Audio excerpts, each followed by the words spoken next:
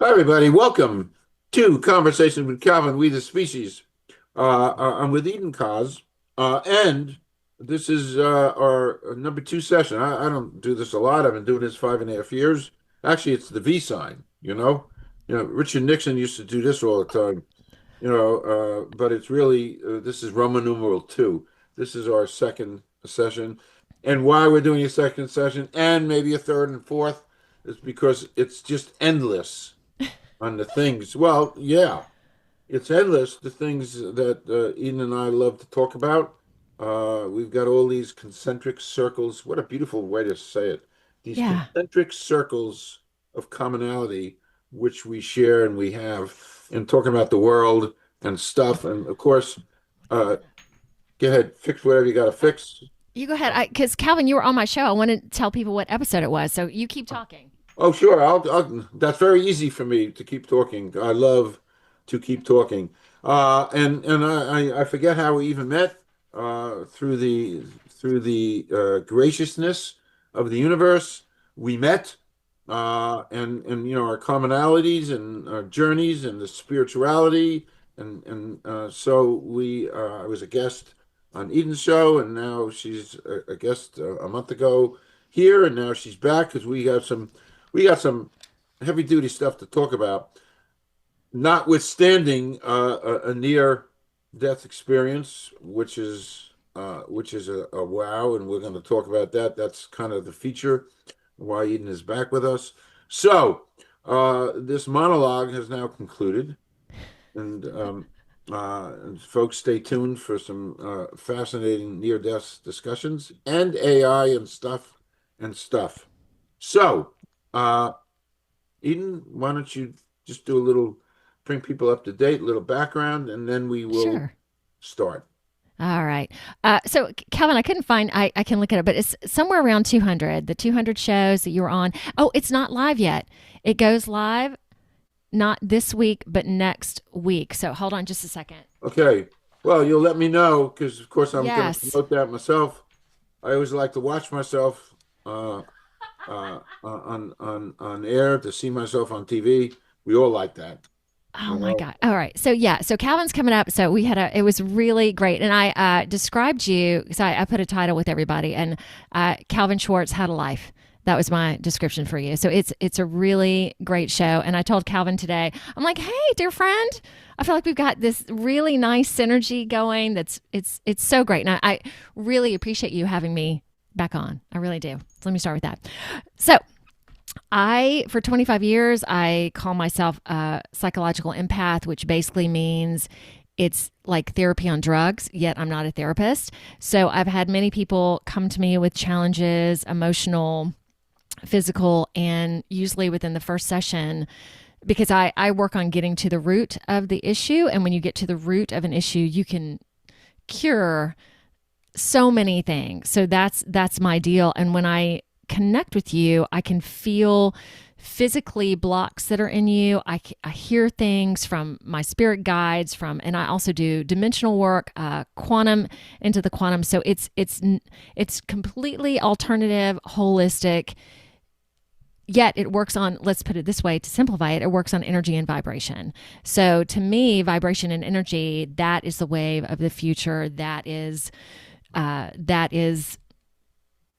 it's just amazing. I don't know what else I can say, and it's hard to describe unless you connect. And I do right now face to face work and remote, so it doesn't matter if you're near me with my hands or if you're far away.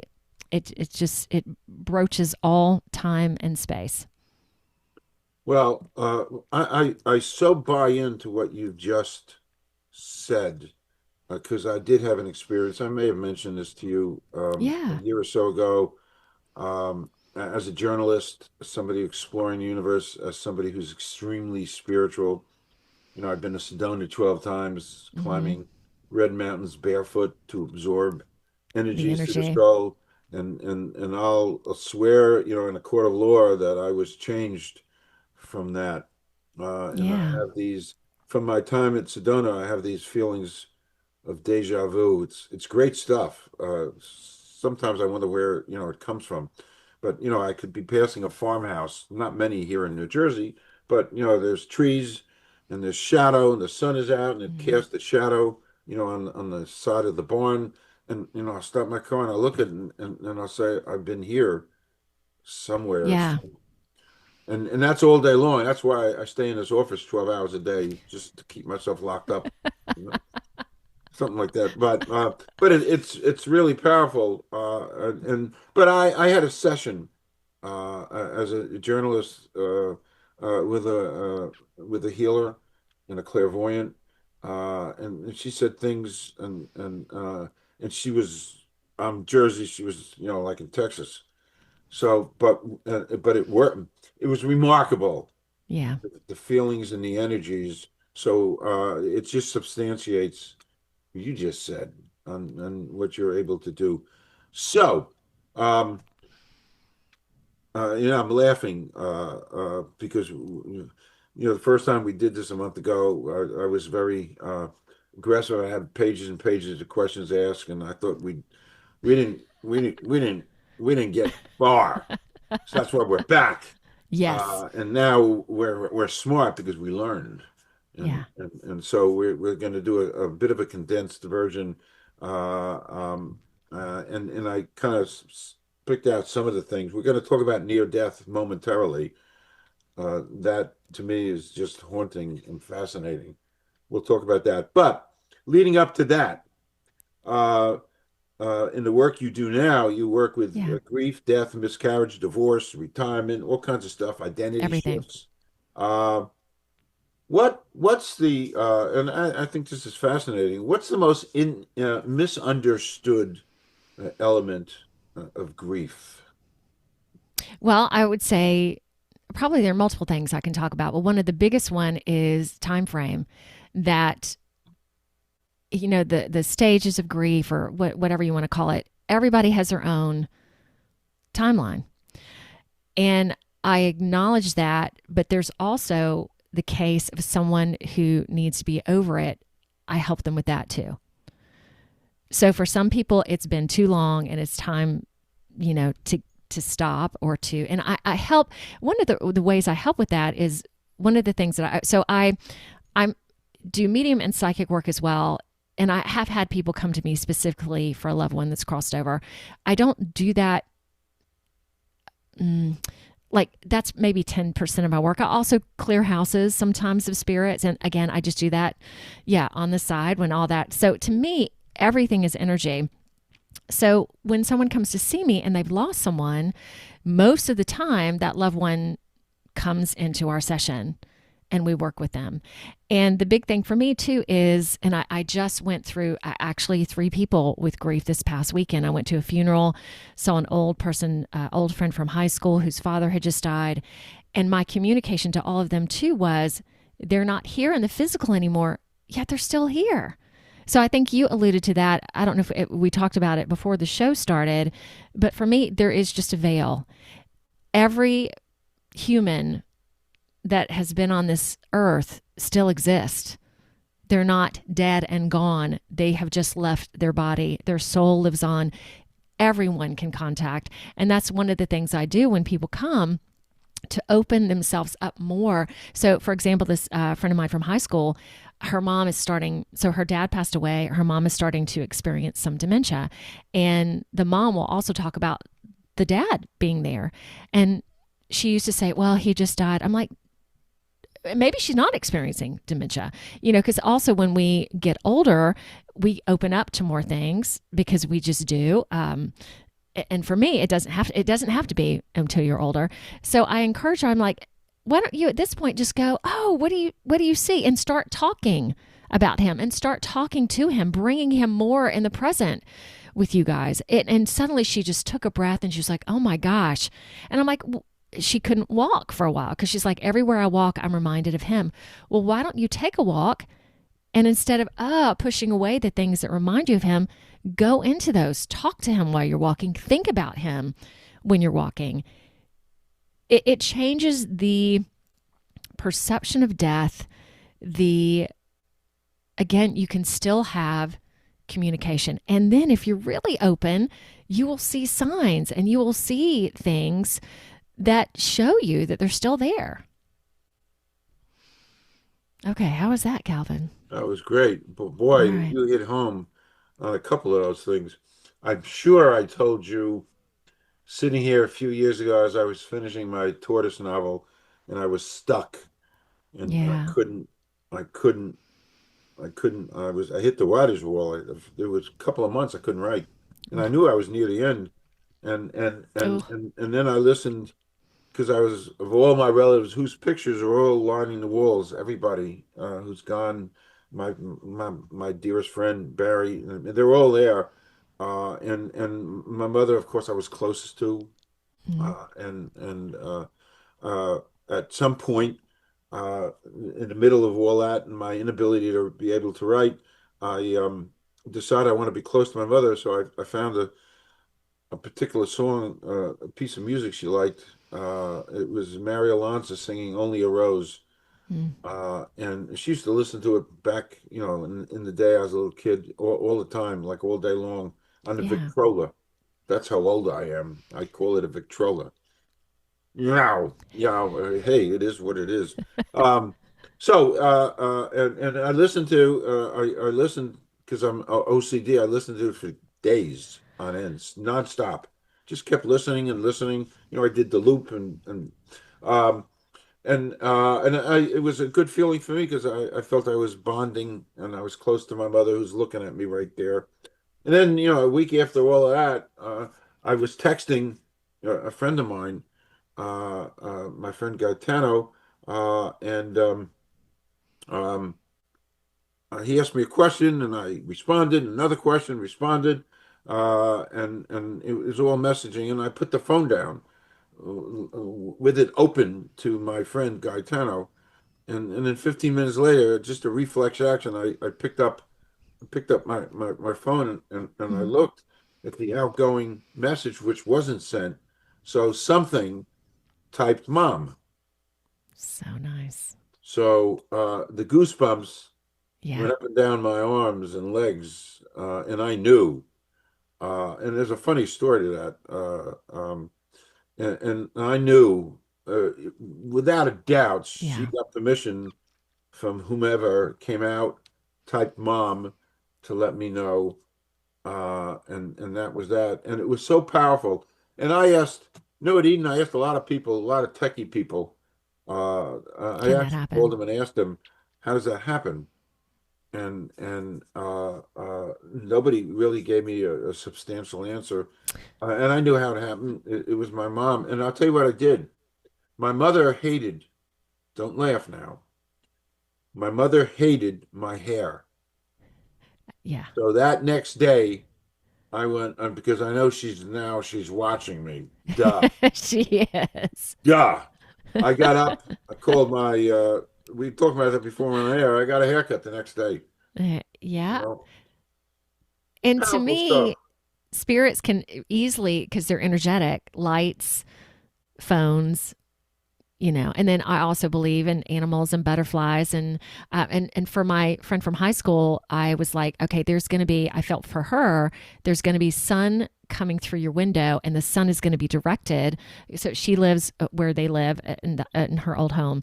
The sun will be directed on things that he cherished throughout the house. So really notice that, because again, you could just look at that and be like, oh, that's coincidence, or I'm like, yeah, keep your eyes peeled. That is going to be one of the ways he's going to communicate with you. Smart. Smart. You said another thing which gives such credibility to you in my eyes, and hopefully people who are watching. You said you clean houses. And I got to tell you, some houses do need to be cleaned. I've Oh my seen it. gosh. Yeah. I've seen it as a Really? journalist. I did. Oh yeah, I've done a lot of paranormal. That's right. A lot of paranormal. 8 or 9 real invested with Ghostbusters, and I've had things happen, Uh, that are inexplicable. That's the best way. But I had a yeah. friend who knows that she knows I was doing a lot of paranormal stuff, and she said, "Calvin, I'm here in Freehold, New Jersey, the birthplace of Bruce Springsteen. I'm in Freehold, New Jersey. Here, I'm in a house. Their house is filled with stuff. Why don't you come down and see?" And it was a Friday, and the traffic is terrible, but I went, and they showed me a video they just made with the dog in the basement because dogs see things that we don't, Hmm. sense Yes. things that we don't. Hmm. And sure enough, there were orbs going right by the dog, and you see the dog following it. So that house, they had made arrangements to have that house cleaned. Can I tell you about my I don't want to say my biggest, my most interactive one? Yeah, Okay, this is just a couple. Has it been 3 years at this point? So typically, when I go to energetically cleanse a house, it's usually pretty easy. Let's say, like I see things. Nothing is too like even if something is really mad or I can deal with that. Yet this one, they had had someone clean their house before, wasn't quite gelling. So to the point where, as a mom, a husband, and two little girls, she had her hair grabbed in the back and taken down the stairs. I mean, these are, and the girls' little light up shoes would come on. So there was, typical stuff, but then some pretty major stuff. So they had a professional company come out and clean it. Didn't quite take. So I came over and was going to have lunch with them when everything was finished. So I went downstairs in the basement because I felt there was a portal there. And I started meditating, closed my eyes, and these demons showed up. I've never seen anything so evil. And they showed me taking my body and my soul, eating me, like killing me. So beautifully, I called my mentor because I'm like, what do I do with this? And beautifully, she picked up the phone and she said, they do not like you being there. I would encourage that you start reciting the Lord's Prayer over and over. Imagine them going back into their dark portal, closing the door, and then when you're done, you need to go home. Like there's no having lunch, there's none of that. So when you go home, also focus and make sure everything is done. So it was like there wasn't anything physically that happened, but because I see things, it was physical to me. So I beautifully brought out that Lord's prayer, repeated it over and over and over again, saw it close. And it was almost like a manhole, metal door shut. And I told the mom what I saw at the end of it. I'm like, not to scare you, but this is the truth of things. Let me know how things are going. And I went home and there was still some residual that I had to work on. Yet it showed me, Calvin, I had always been thinking of things of light and dark versus good and evil. And it really showed me how much there's true evil out there. And again, not to be, oh my God, look at this. Yet, and also knowing that as human beings, I think this was another part that was so good for me, that we all are a part of everything. We're a part of the most evil. We're a part of the most good. So we're not separate from it. Yet it's, it just opened my eyes to some of the truth out there. Yeah. wow, Yeah. It wow, was a biggie. yeah, that is a biggie. Next, is there a difference? This is kind of technical stuff. Yeah. Is there a difference between working with like couples or slash individuals? Different if you're working with a couple, couples come to you for an, Mm. or is there a difference? I'm just want to know about the physical apparatus of working with couples or an individual. I would say it's pretty much the same. The beautiful thing with couples is a lot of times I have worked with one of the pair. So when the other person comes in, I am like, okay, the one thing for sure, I'm not acclimated towards the person that I've been seeing for a while. So I really work on being non-judgmental, being there for both of them. And then the beautiful part about my work is also when someone says something, if it's not completely the truth, I'll feel it. So I can work with that and I can work with the energies to balance both of them. So couples are really, that's really fun. And I've worked with families before, moms, kids. It's a whole other dynamic, yet it's the same thing. Yet it's not any different for me, but it is, but it's not. Okay. That works. That works. Along those same lines, uh, working with like teens and kids as Yeah. opposed to adults, there's a difference in how you support that entity. I I would say this, that kids today are subject to so much in terms of, I'm going to get real here, pornography, social media, phones, true connection. Okay, so I had a client recently who broke up with a boyfriend. She's in her early 20s. It was the first time she did anything in person. Everything had been over the phone, or they just stopped talking. And part of me was like, I feel that so much now has been, needs to be regained, not to say lost, in terms of, and we're going to talk about AI in a second, in terms of reality, in terms of video games, in terms of communication. There have been teachers I've had on my show. By the way, my show is Just Be Spiritual Boom. I just want to say that because Calvin's going to be on Yes, it. yes. I have a teacher who's a client who also, they just stopped with cell phones in the school. And it has been people, kids actually talk at lunch, where before they'd go and sit in little groups and look at their phones. Okay, the phones are not real. Social media, I feel, is also created to isolate teens, children. It creates so much depression. So I had one younger child. Okay, so I encourage parents, minimize phone usage. Do not let them have it in the room at night. I had one girl who at night would go on and watch people being killed and murdered. And this kind of stuff, and viewing these kind of materials and pornography specifically. Okay, so I taught in a middle school, and at one point it was interesting. It was like a 15-minute class on mindfulness, and one of the boys brought his pornography, 7th grade, and then all the other boys brought it out. Wow. Okay, and pornography also changes your view on intimacy and connection again, and how to talk to one another, what's important, because I also believe that intimacy is sacred, and that is just poo-pooing all of it, making it just some Mm.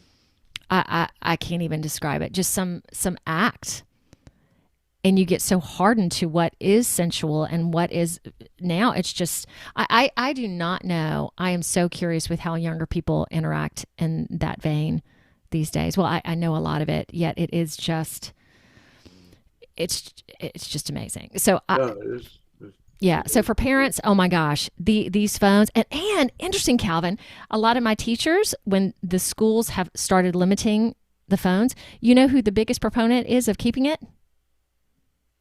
The parents. they want it. Yep.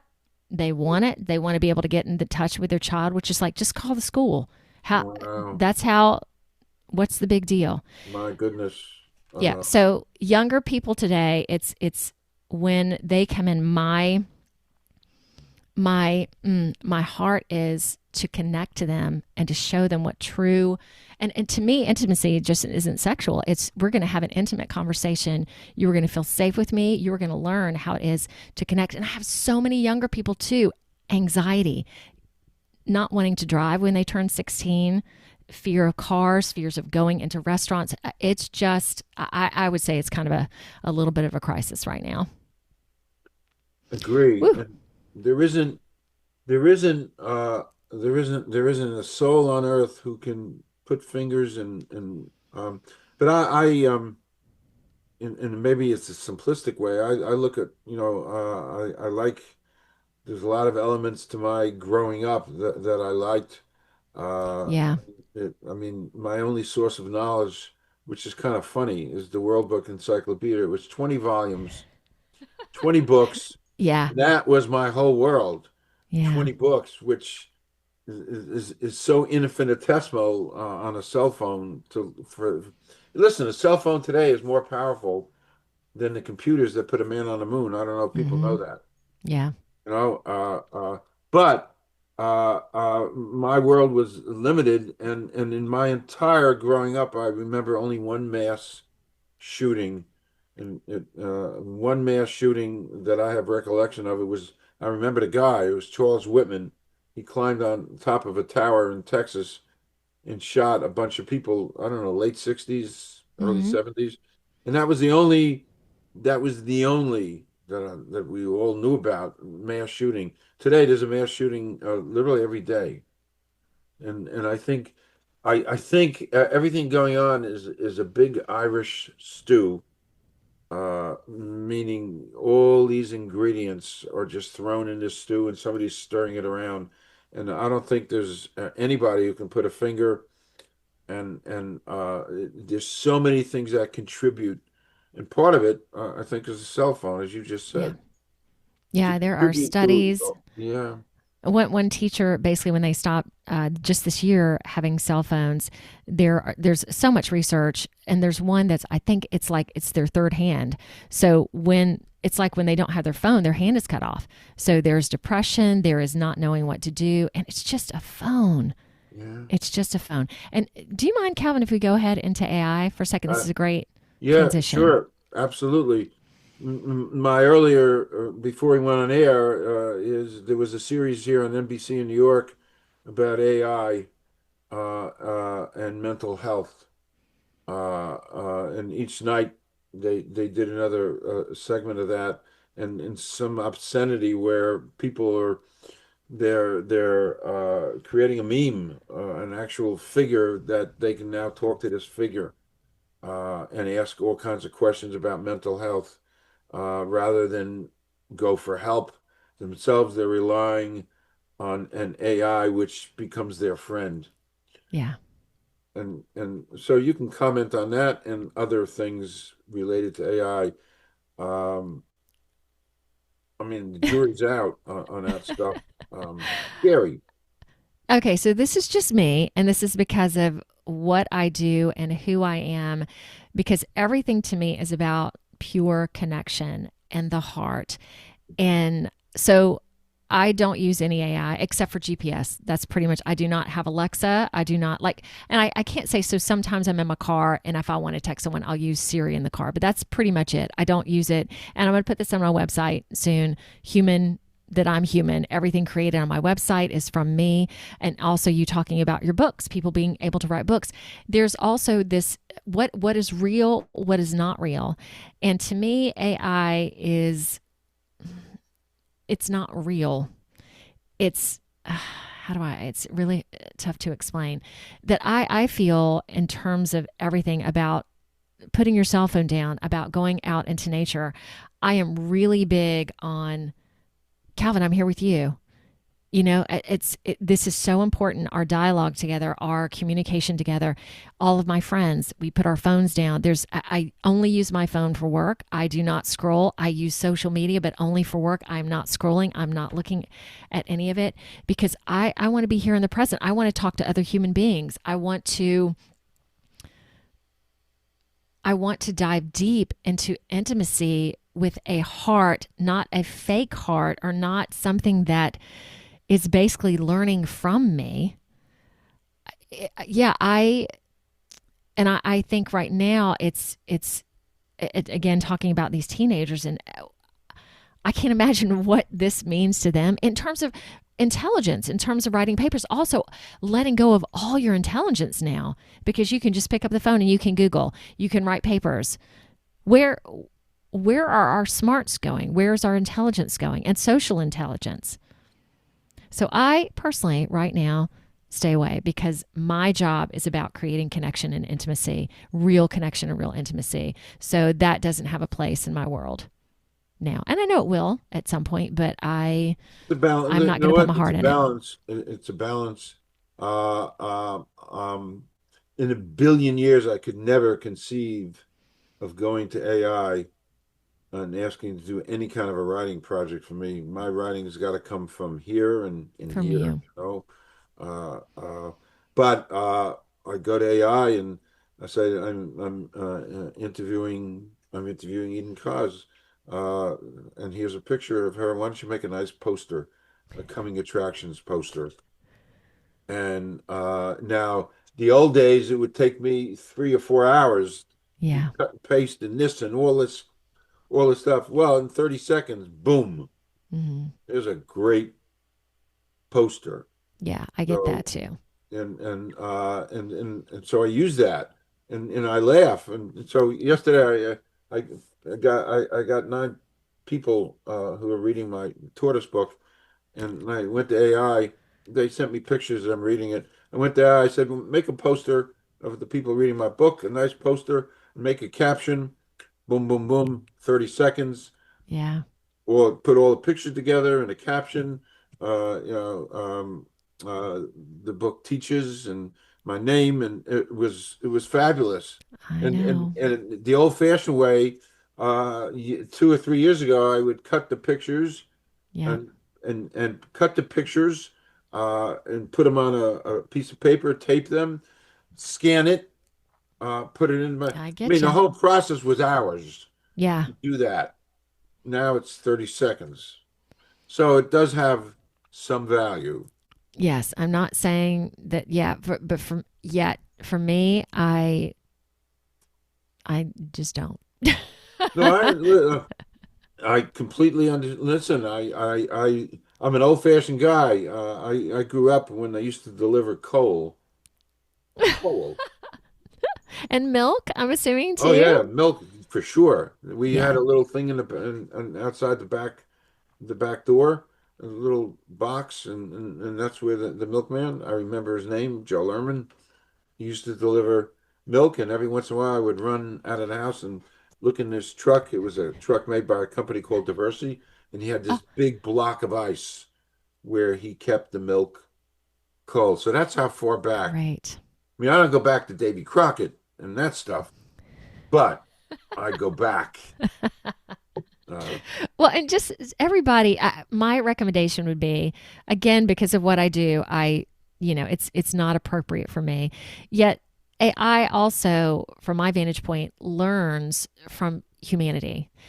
So I would encourage everyone just to be kind, because AI picks up on everything in terms of not being nice on social media. I've seen some interactions there that are just like, wow, can humans talk this way to each other? AI learns from that.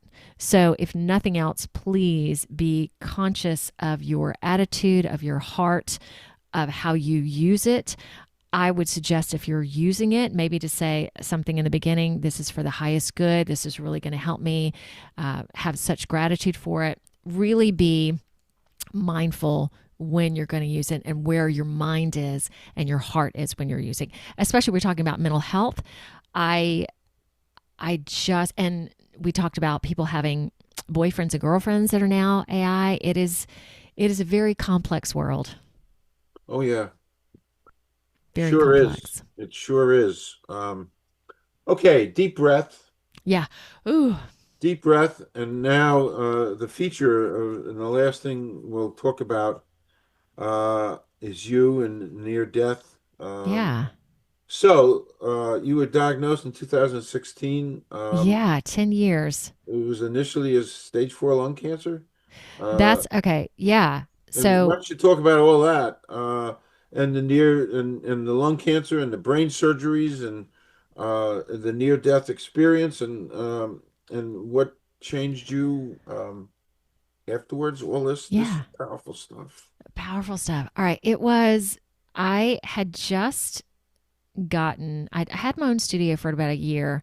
So I had a meditation based spiritual center here. I currently live in the Akron, Ohio area. So there are lots of yoga studios, but no meditation studios. And I had moved from one that was not, the location was not that great, into what I would consider the most beautiful location. Like, there was a lawyer right next door, where before my place, there was a bait shop right next door. So, and my daughter was in middle school at the time and in art school. The students came and painted, cute little drawings on the entryway. It was just everything I could have ever desired or wanted. So we'd been in that place, and by the way, Calvin, it was given to me for free by a client. So not only with this, it was beautiful. The space was rent free. Excellent. So I knew I wasn't going to be there for too long, yet it was a great stopgap for whatever was going to be next. So in that space, I had people working with me, beautiful. We had we went to a school to do some Reiki and some meditation with the teachers. It was just beautiful. And I started feeling dizzy. So within only 1 week, I totally went downhill. So started with some dizziness. On the Monday, I really noticed it. Wednesday, I was going to have a group class. I couldn't do it. Thursday, I canceled classes, which I never do. And then Friday, my husband at the time was like, what is going on? We need to take you to a doc in a box. And I tell you, at that point, it hurt to talk. I didn't want to eat. I was in bed. If he hadn't made me essentially go, I would have been okay with dying, because I was so out of it. I didn't want to do anything. So we went to the doc in the box. They basically said, oh, let's give you a migraine tonic. And if you're not feeling better the next day, you need to go to the emergency room. So came home, threw up. Next day, went to the emergency room, and very quickly they, through a CAT scan, saw a lesion on my lung and 3 in my brain. Right. Okay. And apparently I believe that the ones in my brain were just growing so quickly that if I hadn't taken steps with this, I imagine the next week or two, I would not have existed anymore. So they said, I hope you're sitting down. We feel pretty confidently that it's stage 4 lung cancer. Have you ever smoked? And I was like, no. And Calvin, it was so weird, because I had done very spiritual work at this point, ate well, had my mind intact. I physically exercised, was really good with everything. And I when they said the cancer, I'm like, I don't feel that. And it turns out it wasn't cancer. So immediately from the emergency room, my life changed in a heartbeat. So my kids were 14 and 12 at the time. So took an ambulance to hospital, and I was there for a month and a half. 2 brain surgeries, 3 different diagnoses to figure out what it exactly was.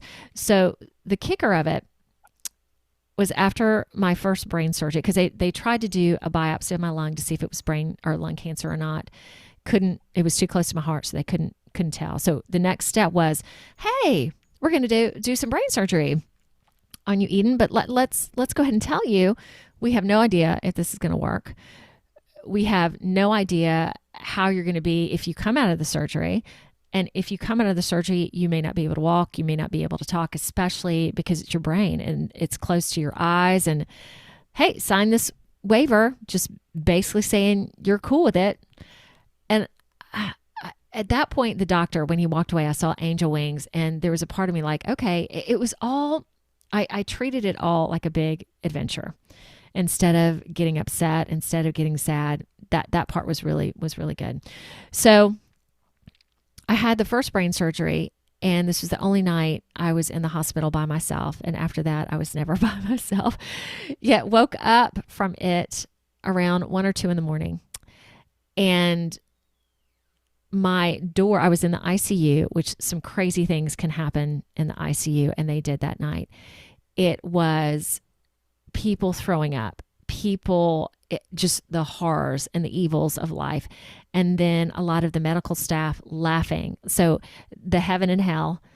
And I found I couldn't talk. The nurse button, I didn't know where that was. I was just discombobulated, but yet everything was so clear.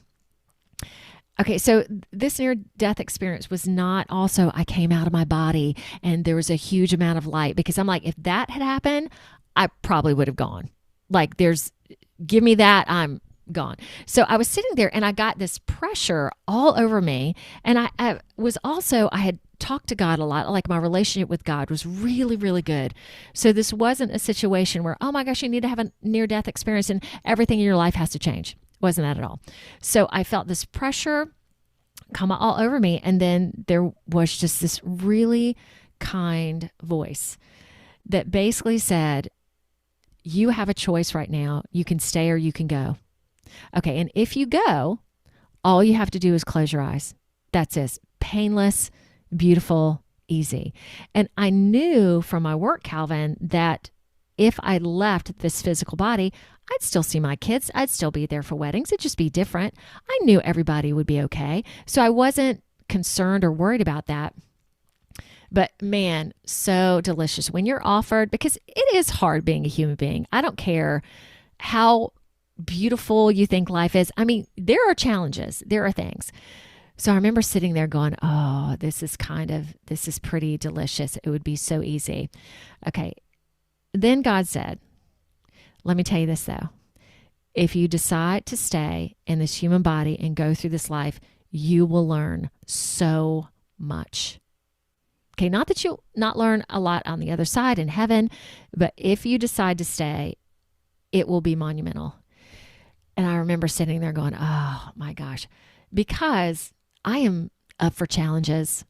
If someone's going to offer me, you can take both of these things and they're really great, but within this one, you're going to learn so much. And at that point, I didn't know how I was going to come out of the surgery. I didn't know if I was going to be able to walk. I didn't know any of it. But there was a part of me still that sat there and said, yeah, we're going to stay. And at that moment, everything opened up. The nurse quickly came into my room. I asked her to, couldn't even hardly talk. Somehow I asked her to contact my husband and went through 2 years of massive healing. So I had another brain surgery because the masses came back. They started protruding. So it was an life or death surgery again. To the point when I left the hospital, I had to relearn how to really talk and how to walk again. So the physical therapist would come over and be like, hey, I'm going to say 3 things and you repeat it back to me. So chicken, cow, pig. Repeat that back. Show me 3 o'clock on a watch. And then the physical therapist, okay, we're going to take 1 step up the steps and down. I couldn't stand up in the shower. I mean, it was, and my body, considering I thought I was in pretty good physical health.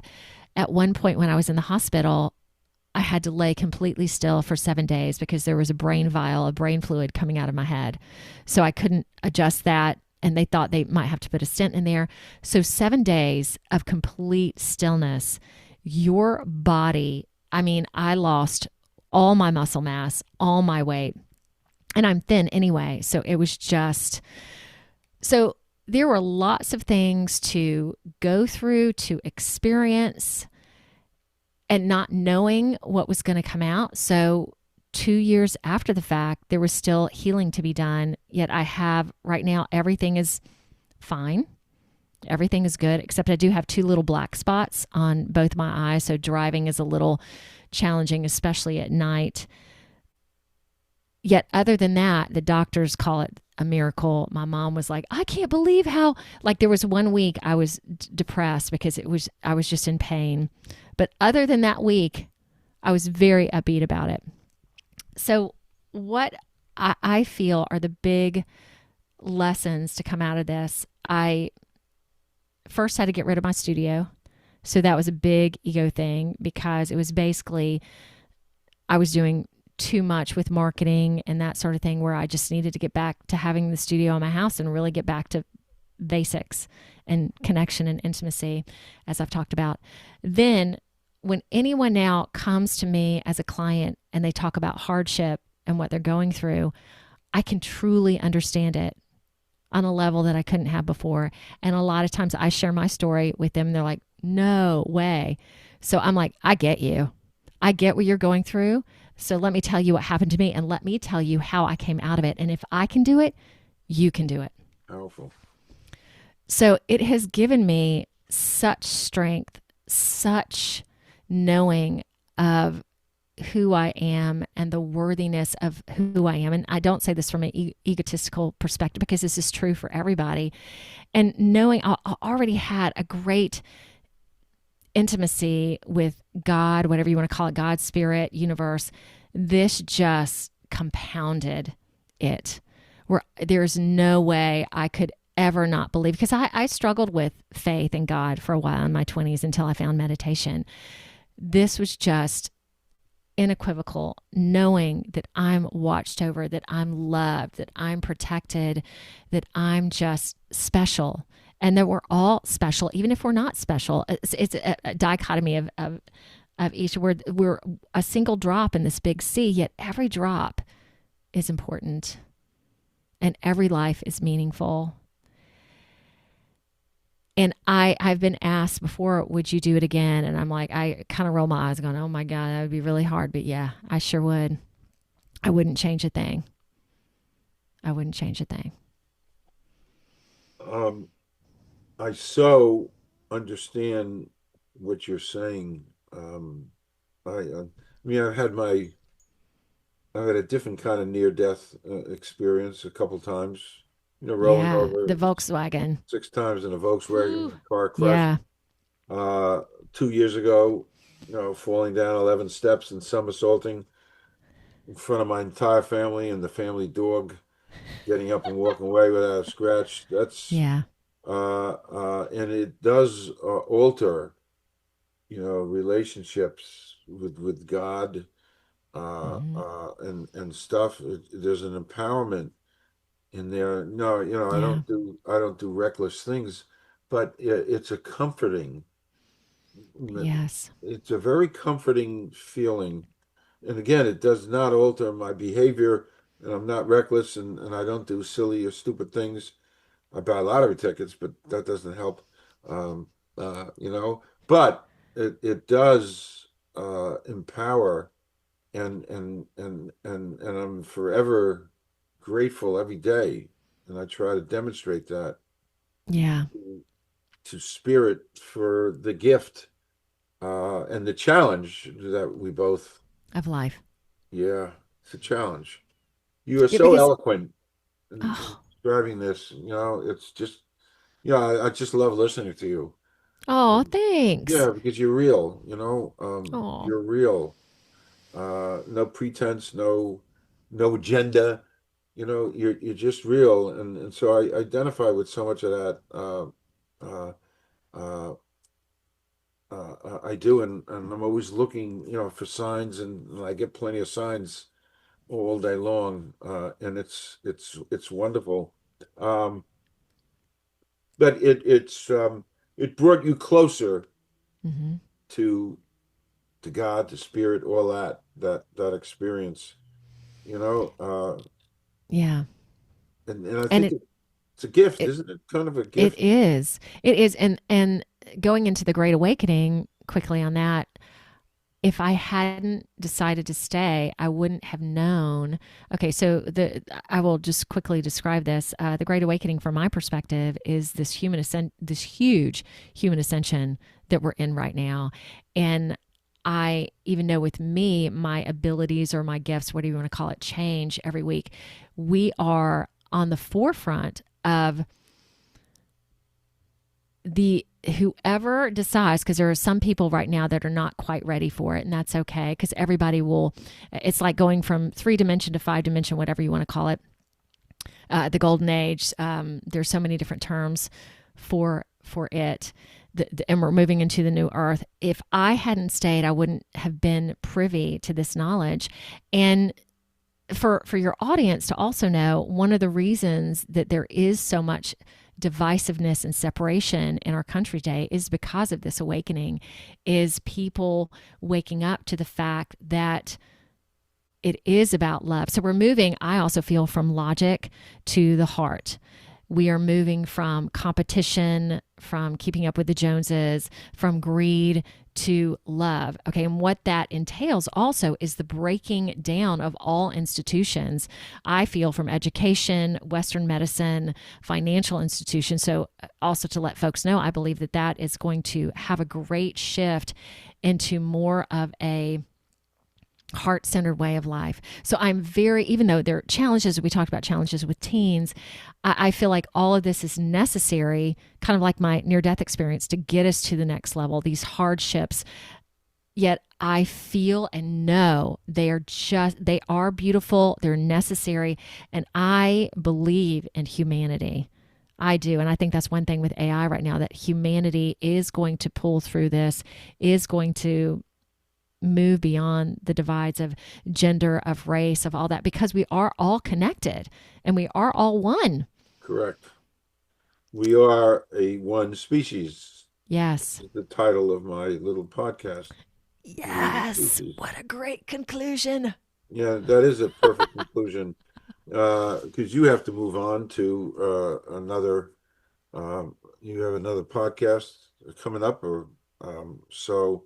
What a great way to end. Yeah.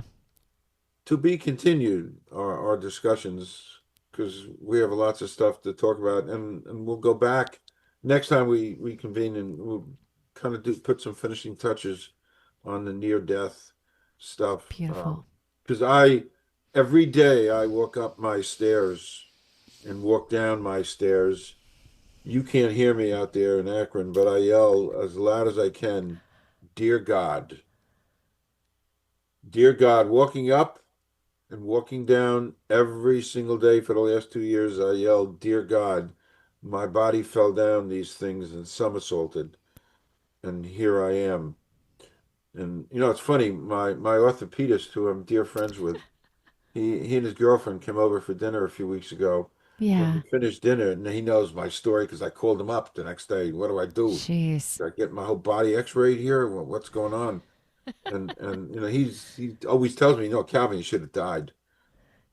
He said, Phew. and all my doctors said that you really should have died.